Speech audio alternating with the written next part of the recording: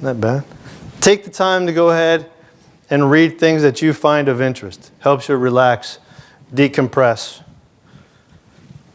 Maybe not think about the job so much. You can go ahead and bring that down.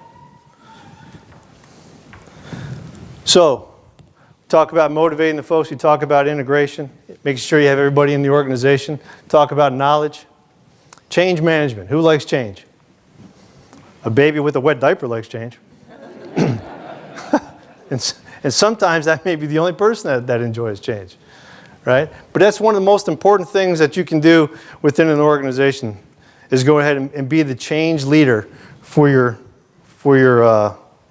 office. President Obama said, you know that constant change has been America's hallmark. It's not something to fear, but something to embrace. Right? Think about all the change that goes on within your organization on a daily basis. New systems, new processes, new people, right? New way of thinking. You need to embrace that. Can't walk away from it.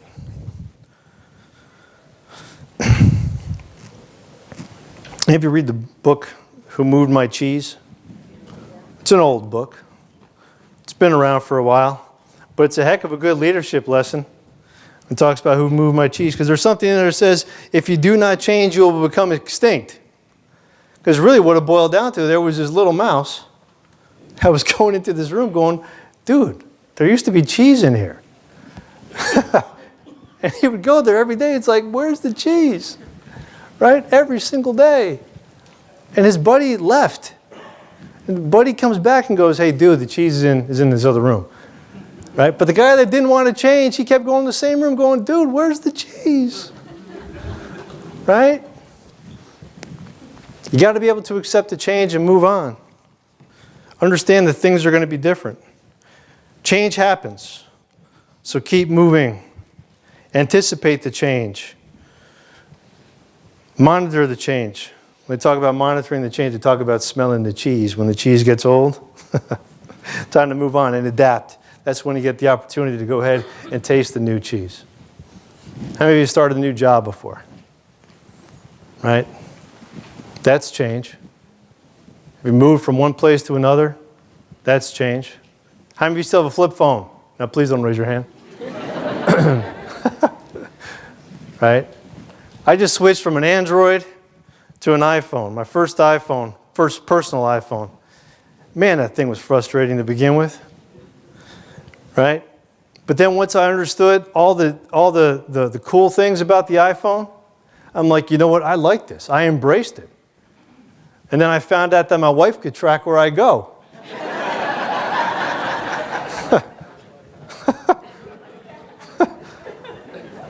So I leave it at home a lot. Huh. Are you still recording that? Right? Sometimes it's easy to tell somebody else to change. Meanwhile, you're the one that's stuck in the rut, doesn't want to go. I've seen this happen before. Do you folks remember back in the day when you used to get pay slips, the hard copy pay slips, right? Someone would go ahead and they would deliver them to you. Dad remembers those days, right? And someone says cash. Yeah, okay, you're really old. And they would give you a shilling, right? So years and years and years ago, we were getting rid of these paper copy pay statements, which really made sense, because if you think about it, you're sending out over 300,000 pay statements, and it's costing at the time maybe a quarter, whatever it is for postage at the time. That's a big bill. And really, a lot of people, when they got the pay statements, they didn't look at it anyways. They just filed. It became a bookmark. It really became a security risk because of PII and all this other stuff. So we wanted to go ahead and we wanted to take on this new system where we're saying, you know what? We are no longer going to give you, folks, paper copy pay statements. We're going to give you an electronic, we would call it a leave and earning statement. I don't know what they call it in DHS. What do you guys call it in DHS? Your pay stubs. Same thing? Yeah, it's funny how things are the same. Some things are so different. But man, you thought we were taking away their money. I need to have the paper copy, right? So we were running the organization. Lisa, yeah, because it was Tom, wasn't it? Tom Dupre in here? Any of you know Tom Dupre? Yeah, ask Tom about his LES. Right? So we're trying to get everybody on the base to change. Hey, we're shutting off the paper copy. You have to go into the system and say you no longer want the paper copy. If you don't do this by such and such a date, we are no longer going to give you the paper copy.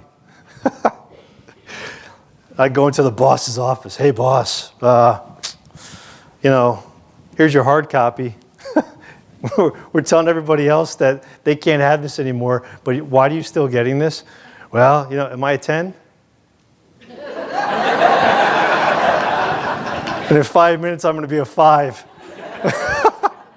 Right? So we're going into the office. I'm like I couldn't call him Tom, right? Be like, hey, boss, we really need to get you to go into the system and shut this off. Okay, I will. 2 weeks later, here comes the next pay statement, right? Go in there, hey, boss, I really need you to shut this off, right?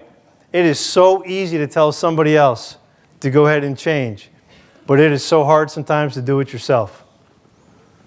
Think about that for a minute, right?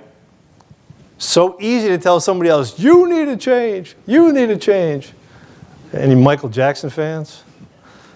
Looking the man in the mirror? I'm not going to start singing, right? But that's really where the whole thing needs to start. All right, since I got 10 minutes, there's one other thing I want to talk about, and really that's spending the time on a daily basis to think about how you performed on a daily basis. Some introspective time to think about how it is that you handled certain situations. Now, you all have time on a daily basis to think about how your day went. Because I commute on a daily basis, and I know people in D.C.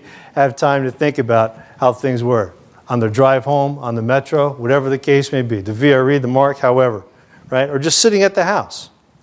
Think about how you could have been able to do a couple things different. You might have been able to go ahead and handle a situation differently.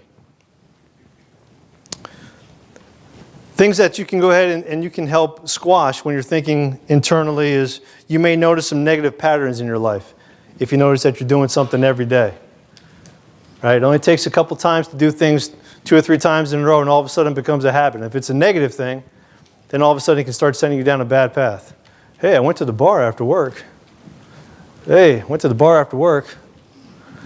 Hey, I went to the bar after work. Hey, when I go to the bar, they know me. My drink's already on the counter, right? That becomes a problem. If you're always getting upset at the office, you're always raising your voice at employees on a daily basis, maybe you need to go get some help. What is it that's going ahead and impacting you and affecting you? Right? But it's thinking about how your day went and how you might have been able to handle things differently. Now, I'm the type of person where I would get upset and I would may raise a voice every now and then, right, Lisa? Right, Ed? Right? But after that, I would go up to the person and I would apologize. Hey, now the problem was that I thought it was over, right? Because to me, I'm like, dude, I apologize. I'm over it. I didn't realize all the shrapnel I left in that person's body, right? Those are the things that if you think about, hey, how you may be understanding, how you may be acting on a daily basis, may go ahead and help you. Focusing every day on how your day went can also help you understand what the bigger picture is. You ever get worried about the small things in life without understanding what the big picture is? Without understanding where the organization is going?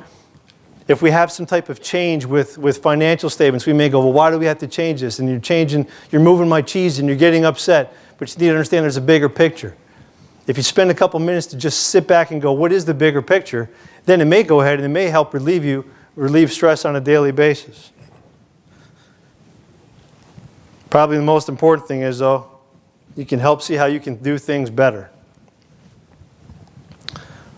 It's always a good idea to find a confidant within your organization. Sometimes as a leader, it's kind of hard to find that confidant because who can you talk to, right? You go down to the most junior person. Hey, am I doing good today? Right? What are they going to tell you? Yeah, you're great, boss. Right? But it's finding that person that you can go ahead and confide in to say, hey, no kidding. Give me a little bit of feedback. They know how am I doing. But then be receptive to that feedback as well.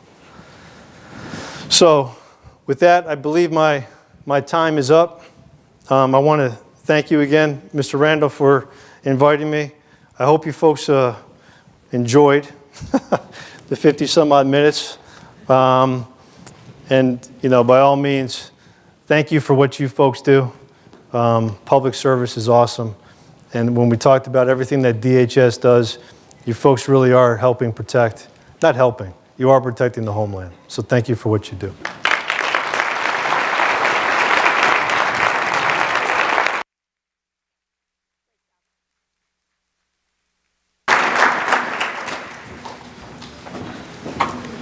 All right, go ahead and take a 10-minute break, and then you move on to the next section.